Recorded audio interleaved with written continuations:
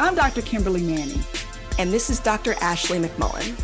And you're listening to the Human Doctor Podcast, where we explore the human side of medicine, along with teaching, living, learning, and all things in between.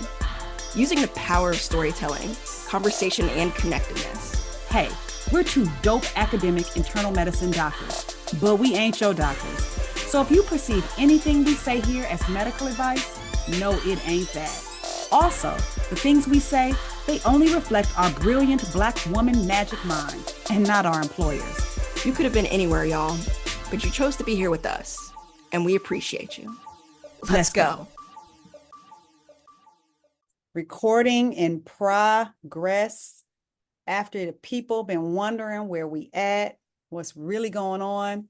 Wellness. And my wellness just happened to be in Hawaii. So yeah, and I mean, and you know, a wellness break is not always because something is wrong. Mm-hmm. It was because something was right. Yes. And our executive producer was in Hawaii, and she was like, yo, I will not be doing anything related to anything that does not involve me laying on a beach. Yeah. Hawaii was spectacular. It wasn't just the fact of being in Hawaii. It was the fact of being there with my best friend, and being able to crash at her place because she lives there now. Oh, shoot. I forgot that. Mm-hmm. Oh, that's a whole different experience to go somewhere where somebody lives. Mm-hmm. Yeah.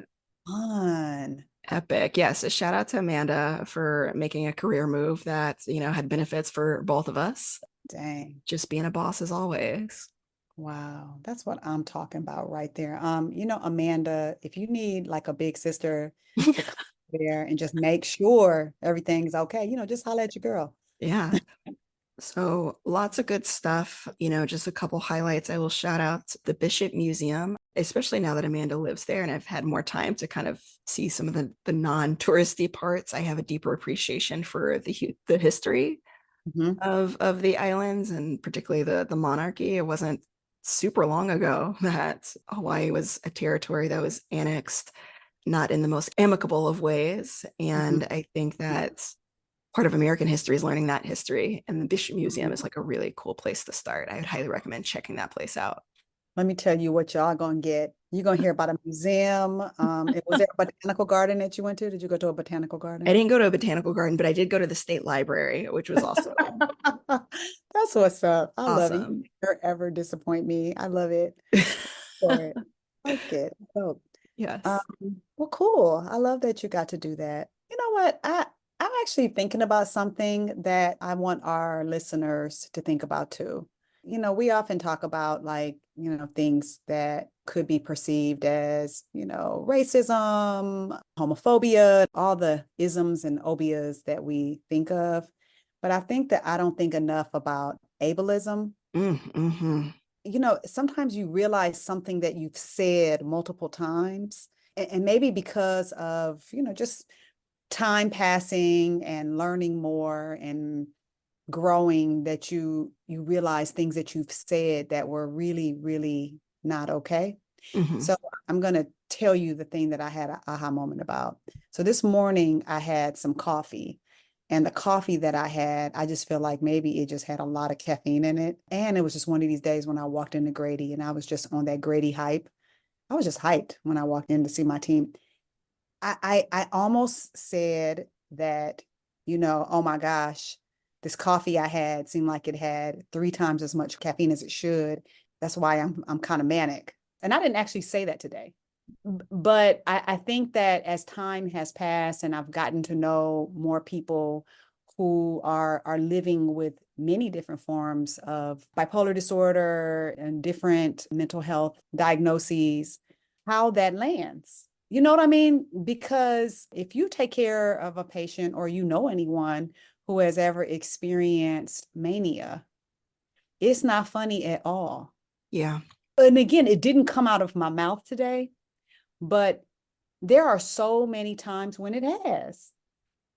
And I wonder who was in the room that was hurt by my microaggression, that it took me until 2024 today to realize it. So I want to throw a flag on the play along with myself for us to be thinking about ableism in the form of those around us who have anything that makes them neurodivergent. So throwing out that, oh my gosh, I'm OCD about, Oh, yes. Yes. or oh my gosh, this is my third cup of coffee, so I'm manic, Mm-hmm.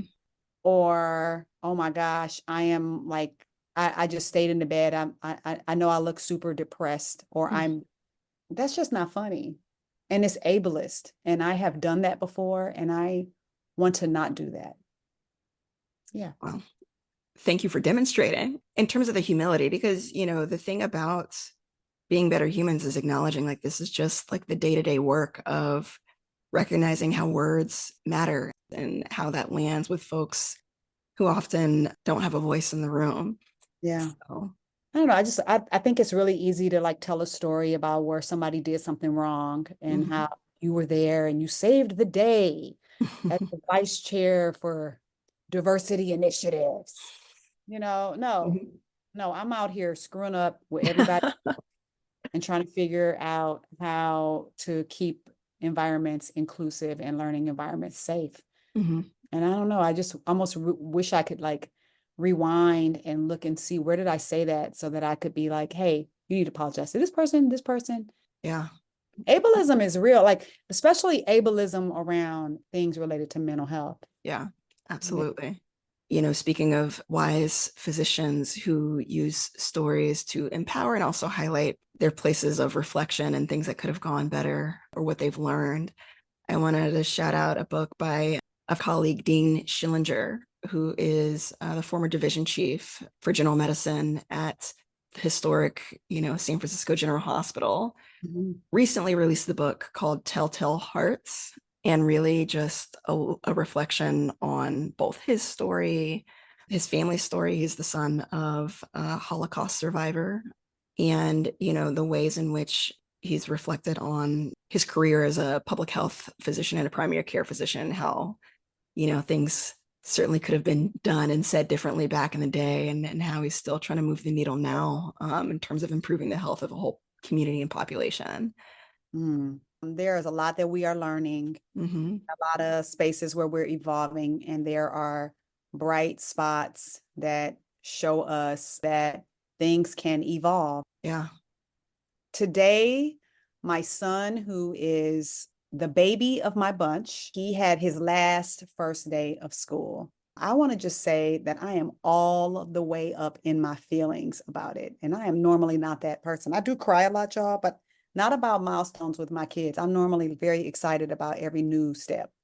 But something about watching my baby boy walk up out my house, almost 6 feet tall and all muscle, talking about, all right, mom, girl, I'm gonna shed a little baby thug tear. I Oh had, man, y'all oh, keep Dr. Manning in your thoughts and prayers, as that empty nest syndrome seems like it's on the horizon. oh no, no, no, no. An empty nest we are very hyped about. Okay. I'm very, oh no, no, no, no, no. Don't let's not confuse the two. It is it is the fact that my baby is not a baby anymore. Hmm. But we do want him to, move on to the next step, ultimately become gainfully employed and not live in our house. At which point we might go places like Hawaii.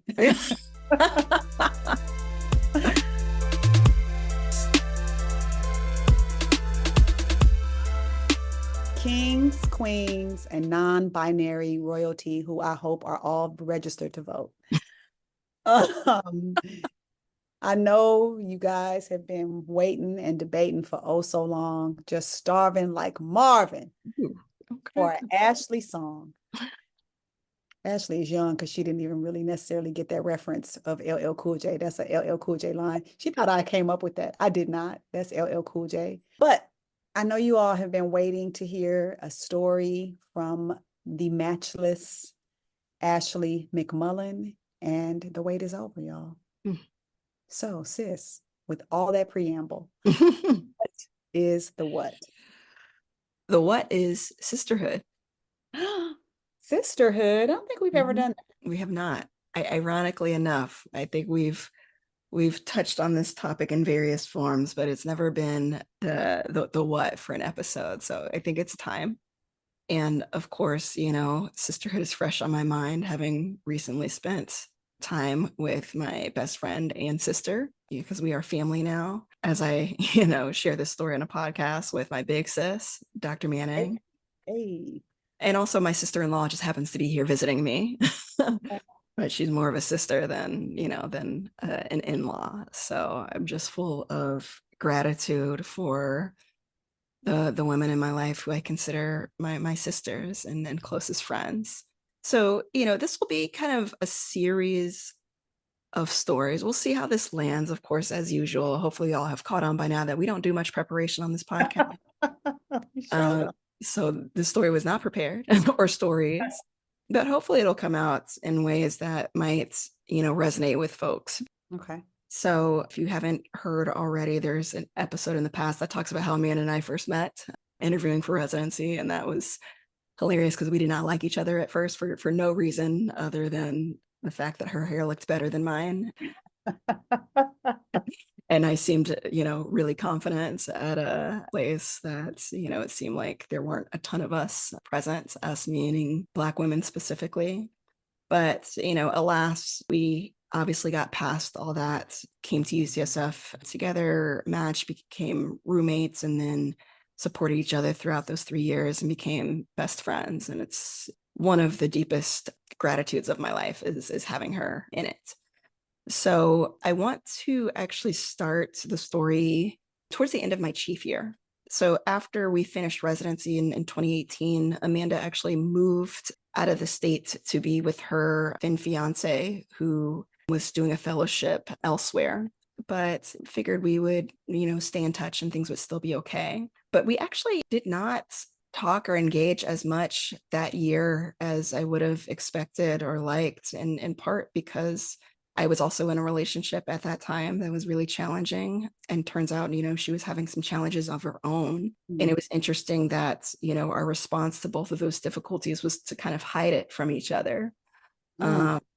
Particularly being kind of out of sight, out of mind. Neither of us really could see visibly what the other was going through. Towards the end of that year, we had a bachelorette party for Amanda in Austin.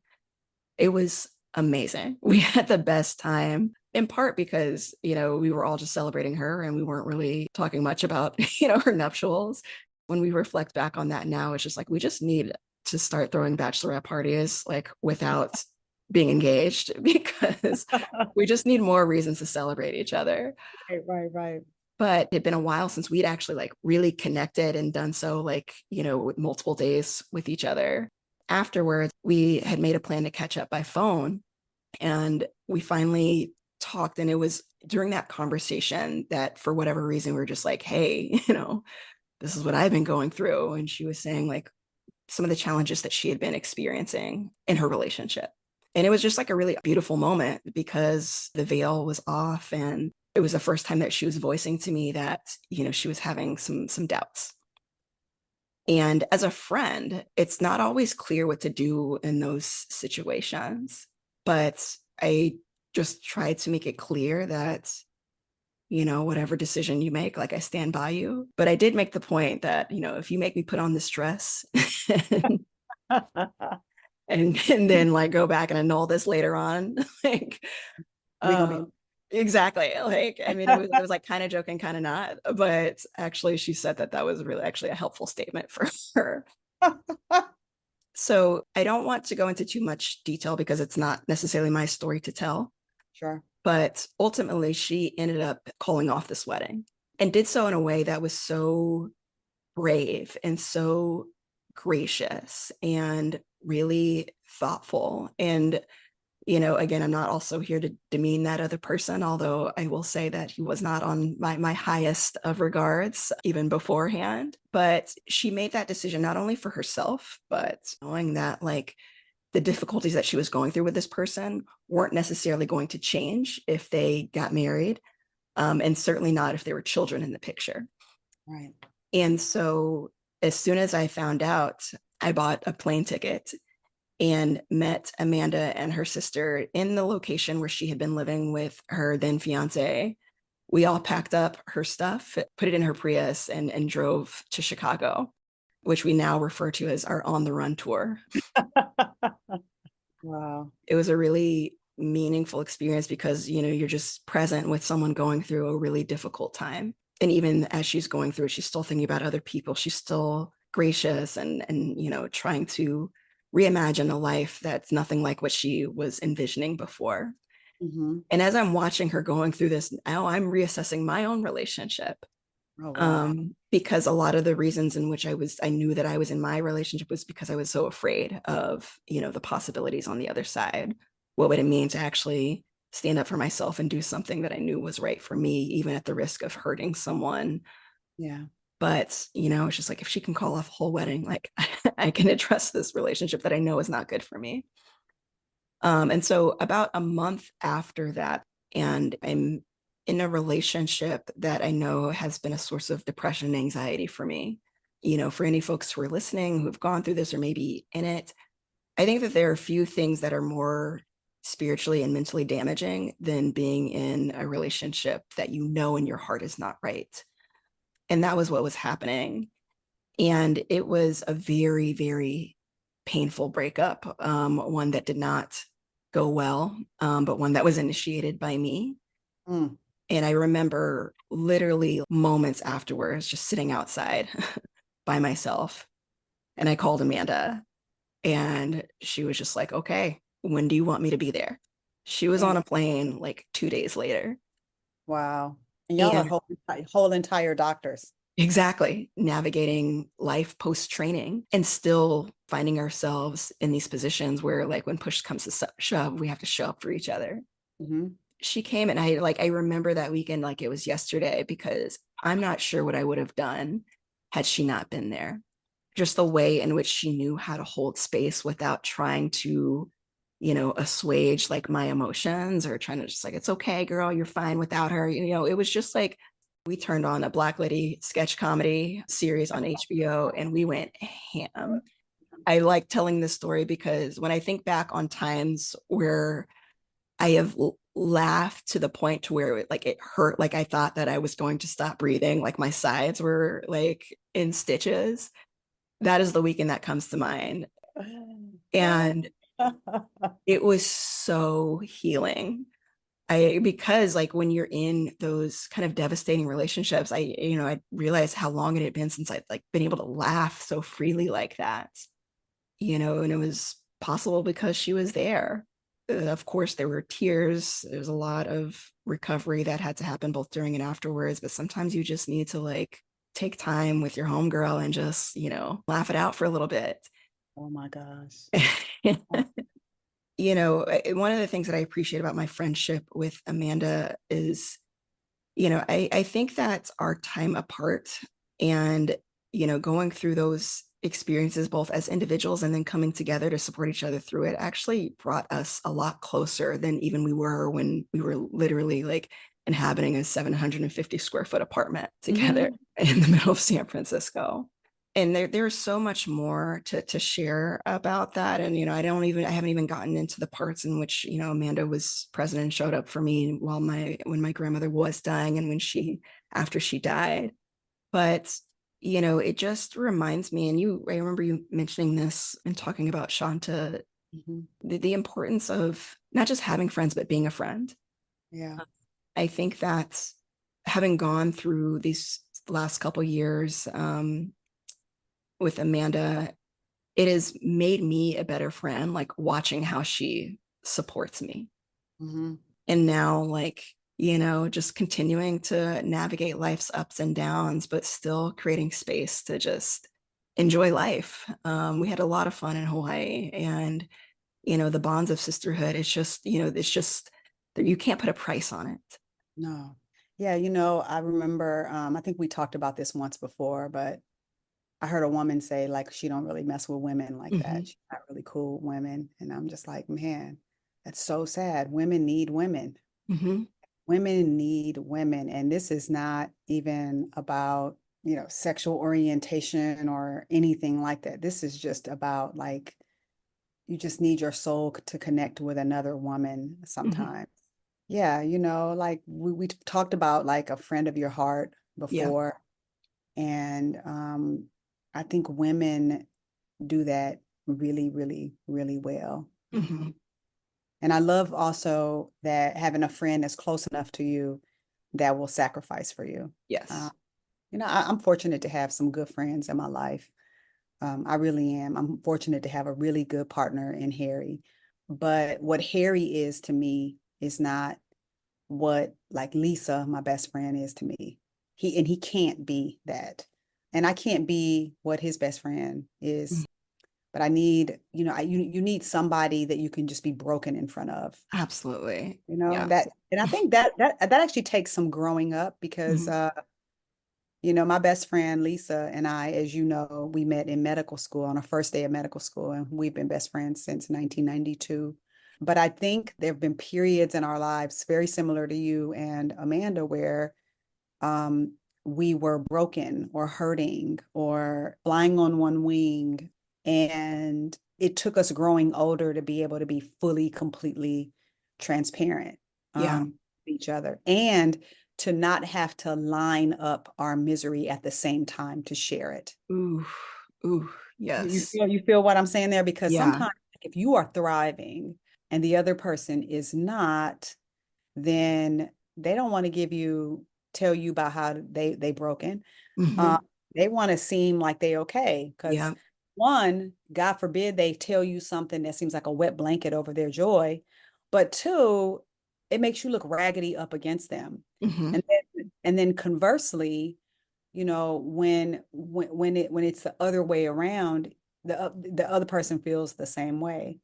And I just love that, like in my best relationships, I'm finally at a point that when I'm having a really good day, I can just be like, yeah, this is my day. It's good. This what happened. That's what happened. It was great. I'm in my bag. I'm living my best life. I'm happy. Or I can be like, oh my gosh, this is what happened. I really suck as a mom. And let me tell you why. Hmm. And like you said, Amanda did for you, instead of immediately setting out to fix it, Yep. just hearing like, okay, why you feel that way? Let's unpack that. Yes. No solution. I have no solution. Right. Right. Number one, just the sense of safety with being able to be completely broken and broken down and, and not in, a redeeming way, like, Yeah. just a mess, a whole mess, and someone still being able to like unflinchingly be present with you and Yeah. hold that space without judgment and Yeah. love you through it. Well, it's not that often that somebody who is not related to you by blood can love you unconditionally. Hmm. It's just not, I don't, I mean, it's probably a form of survival that we aren't that way, right? Yeah. We can't unconditionally love everybody. Yep. But there are a few people, if you're really, really lucky, who come into your life and you will love them unconditionally. Like, you know, the other funny thing is like friendships, you can talk about all these stories about, oh, this happened and this person was there and they showed up on my doorstep and they did this and they did that. But like me and Lisa, we've hurt each other's feelings really badly before. We've fallen short as friends, like Hmm. did something to each other that like when you look back on it, you're like, God, I was immature. I was not cool uh, Hmm. to each other. But we are now at a point like in our 50s where I'm like, you are stuck with me and I am stuck with you. I don't care what you got going on or who this is, but that's how it's gonna be. You're gonna be Hmm. with me, I'm gonna be with you, or we're gonna be together. Those are your three choices. And then we just laugh. I also say that to Harry. I say, you could be with me, I could be with you, or we could be together. Well, that'll be the options for you as well. I don't know if you've realized that. Girl, you are all the way stuck with me. And Yes. what's really good for me is that I got you by several years. So I'm gonna need you to come and, pluck gray hairs out of my chin and, you know, make sure that, my eyebrows still look cute. I If I got want you. my lashes done, you're gonna take me to get them. I will take you to somebody else to get those done. Yes. I know you. I mean, I didn't say you have to get yours done. I'm talking about you meeting my needs as my Yes, yes. I so got you. yeah. Yeah. So that's what's up. Well, it is a very mutual thing, sis. And you know, I'm glad you got a friend like Amanda who brings out the best in you and is somebody that after all these years you would desire to take your time and your resources to go and see. I mean, it doesn't hurt that she lives on a Hawaiian island, but yes. Yeah, but somebody annoying on a Hawaiian Yeah. island, I ain't going to see you for 10 days. Yeah. Yeah. Real talk, real talk. But yes, no, absolutely. I feel the same way. I will force Amanda to listen to this. So shout out to you. This is just a small token of my gratitude. And I'm glad that you have that in Lisa. And I really want this for so many of our listeners, you know. Yep, yep. But can't be a friend unless you have had one before, you Mhm. know. So we are very lucky. Absolutely. All right, party people, I got some charting to do. If you are not registered to vote, register, but please don't assume that you are registered to vote. You need to log in and confirm that you are registered to vote. Make you a plan to vote, whether Mhm. that be absentee, whether that be early voting, or unless you're like me and you like to vote on election day. Whatever it is, make a plan, know how long it's going to take you to get to your precinct. And one last plug is if you have a child who is not yet 18, but is 17 right now, they can register to vote. If they're going to be 18 before election day, you can register them if they are 17 and a half. I love it. Yes. Vote, vote, vote. Vote. Well, you guys can expect to hear that public service announcements on future episodes. So just get ready. 11 times. All right. All right, sis. Love you mucho. Love you too.